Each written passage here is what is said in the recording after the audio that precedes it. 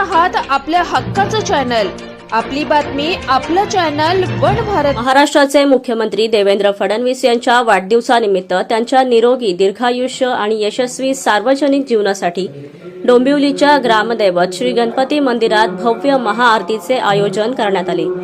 या कार्यक्रमाचे आयोजन आशुतोष सिंग, दुर्गेश चव्हाण, सुजल म्हात्रे आणि अभिषेक यादव यांनी केले होते। कार्यक्रमाला भारतीय जनता पार्टीचे जिल्हाध्यक्ष नंदकिशोर परब तसेच ठाणे विभागीय प्रसिद्धी प्रमुख दीपेश म्हात्रे यांची प्रमुख उपस्थिती लाभली। यावेळी भारतीय जनता पार्टीचे पदाधिकारी, कार्यकर्ते तसेच मोठ्या संख्येने महिला व पुरुष उपस्थित होते। यावेळी उपस्थितांनी मुख्यमंत्री देवेंद्र फडणवीस यांच्या वाढदिवसानिमित्त त्यांना शुभेच्छा देत त्यांच्या उत्तम आरोग्य, दीर्घायुष्य आणि यशस्वी नेतृत्वासाठी श्री गणरायाच्या चरणी प्रार्थना केली।